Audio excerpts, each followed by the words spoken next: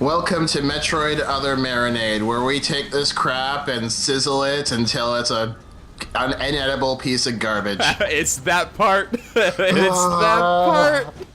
I love this part. God, fuck this game. I mean, I don't know what this part is. So I will ask before it happens. Do you actually love this part, or are you being trolly? It's a love-hate relationship. I love how epic the cutscene itself is. It's so anti-Metroid. It's so anti-Samus. I despise this next part of this game with every fiber. Oh, you know what? I think I have heard of this part. Exactly. That's how infamous it is. Even if you haven't played the game, you've damn well heard of it. I despise this part of the game with every fiber of my being. And you already know how much I hate the rest of this game. I'm surprised that we're actually staying on topic with something that's on screen for once in this game. So, right. So what is it about this part that you don't like? You know exactly what it is about this part. But like, is there any redeeming part? No. To this scene, to this entire no. No, there really isn't, because you see how it treats its most likable character. Yeah, but like, I think Ridley is animated in his best form. Like, I think he just looks cool, and like, this is a pretty, as far as boss fights go, I think they did a good job of translating the 2D Ridley fights into 3D. Metroid Prime withstanding. No, I don't. But at the same time, though, one thing about this scene though that you do have to remember is that we are seeing what happens when you train a Furby to its final evolution. Yeah, okay, I'll give you that. That's weird. Yeah. Apparently super missiles are now authorized now, you know, that you could, like, you know, just use them when you're supposed to. You know, Ridley could be kicking our ass as we're on the screen, like, as we're activating our super missiles, so I don't know where Adam's trying to get out of here. I don't know. Again, I don't like. Why is there lava behind that wall? It's a sci-fi space station. There could be anything behind that wall. Space stations should not have lava. Because it's epic. Wait, because it makes this cutscene badass. Wait, they've established that this space station does have lava. So the idea of there being lava behind a wall is actually not that crazy. Not right? really. They've established that the lava is probably fake. Well, it could still be fake lava. Come in. Still hurts just as much. And here we go. Here we go. But I mean, I love how I like Ridley's just completely badass. This is where it all goes to shit, right here. How come she never freezes up in previous Metroid games facing Ridley? If anything, she should be less scared because she knows this thing came from a Furby. She should be less scared. She's killed his ass like 10 times. Yeah, like if not more. Yeah, this is. It gets worse. I mean, it actually to be finds a way fair, to get right? worse. I mean, in something like Super Metroid. Is how Adam is now commanding her like a Pokemon? Use fight. I will say that, like, you know, at the end of Super Metroid, Samus doesn't beat Ridley, right? Ridley like gets killed by the Metroid. So the idea that she is scared of Ridley does make sense. That, you know, maybe not freezing with terror at the sight of him, but like there is precedent for that, right? No, not really, because I mean, like she even then she never. I'm pretty sure that the Metroid only killed Mother Brain, not Ridley, if I remember correctly. But even then, No, like, because the end boss of Super Metroid is Ridley, right? no, the Super Metroid is in Mother Brain. Is it? Yeah, you saw the opening yes. cutscene, remember? I don't see why her armor came off. This is like the worst moment for the armor to possibly come off. This should be like what the armor is for. Yeah, that's also, don't you know how to treat a lady is a pretty dumb thing to say.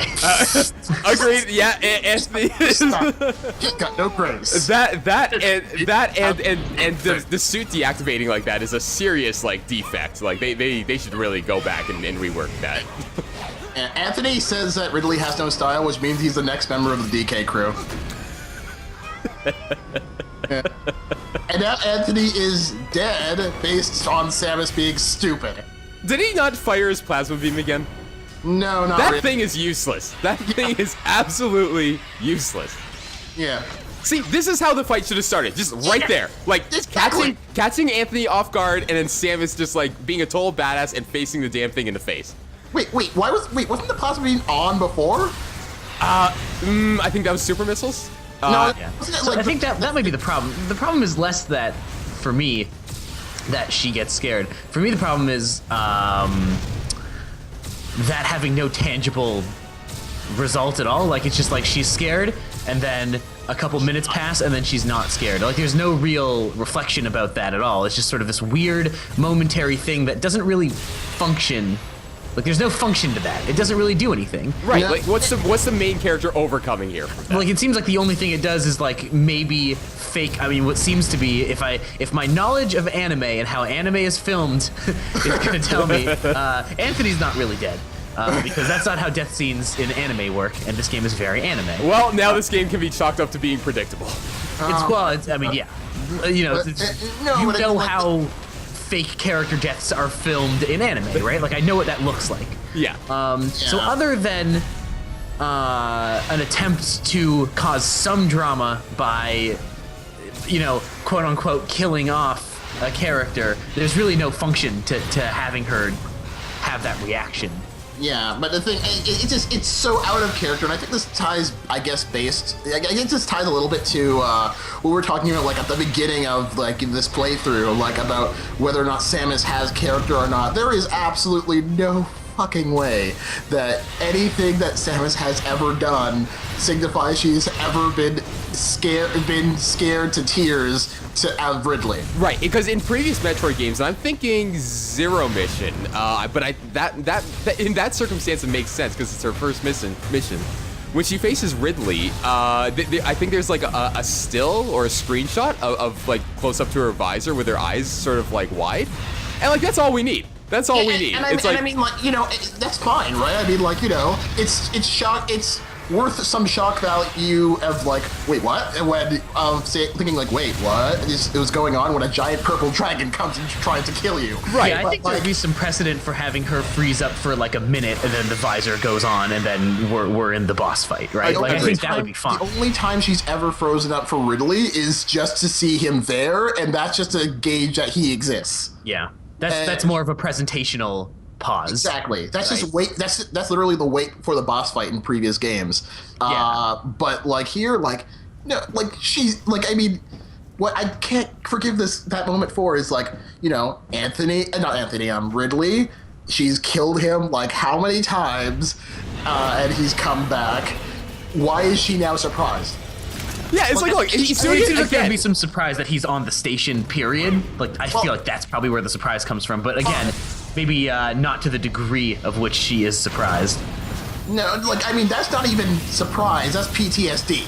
Yeah, for sure.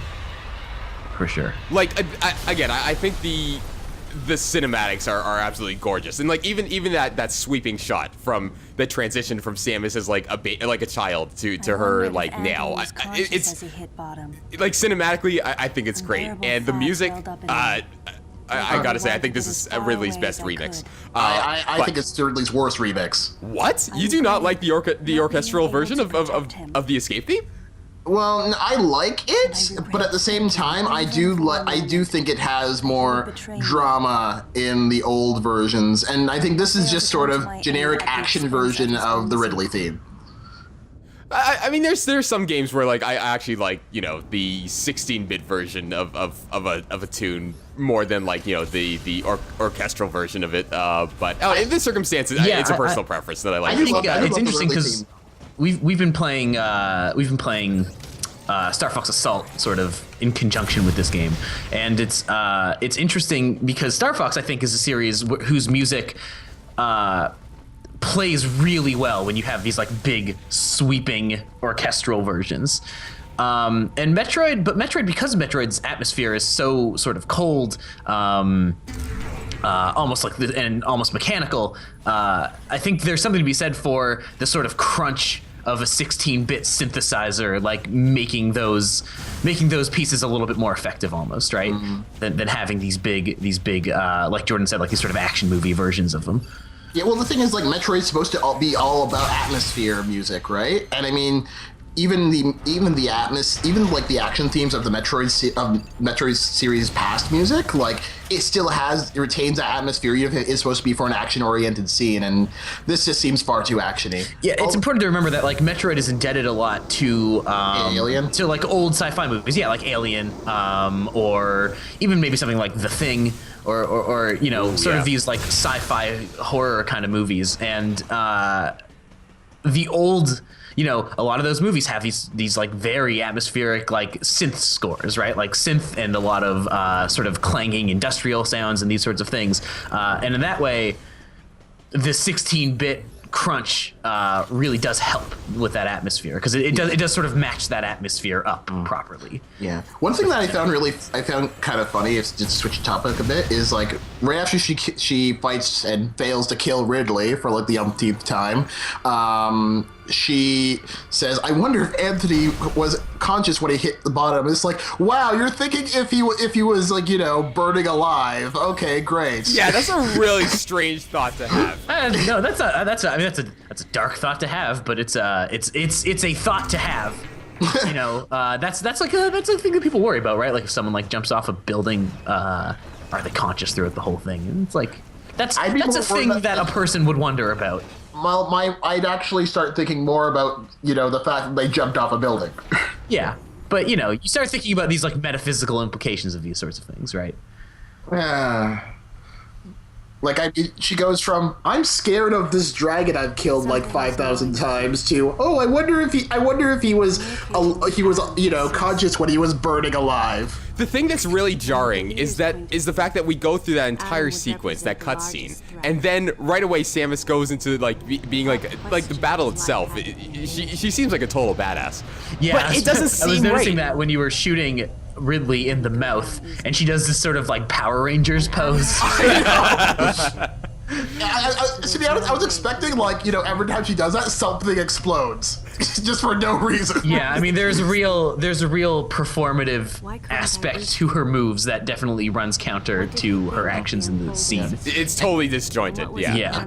And she's more worried about the fact that, you know, Adam might be dead than Anthony, and Anthony's been the one more doing stuff with and for her than Adam ever does. At this point, I think she sort of realizes that Adam may be the only one she can count on, especially with the traitor somewhere. They never really addressed that traitor, the deleter, ever again, by the way. That's what I was telling you. Like, you know, they, hold on, are we in a stealth sequence right now? Yeah, the whole traitor thing is like, you know, it seemed to be an interesting plot point until the game just completely forgets it exists. Yeah, they straight up, they totally discard it. And most plot points I can sort of like forgive in this game because, like, you know, they have, even if it's the loosest form of justification, fine, you know, they address that it exists. The deleter just completely disappears. Yeah, well, the thing it's is, like like, they totally forgot about it. you can sort of figure out who it was, and I can't remember which one of the guys it was now Because they're all the same. Yeah, they're all the same, and I've been trying to forget this game. Thanks a lot, guys. Anytime, but, like, Jordan. At the same time, like, I don't remember who it was either. They completely just forgot it existed.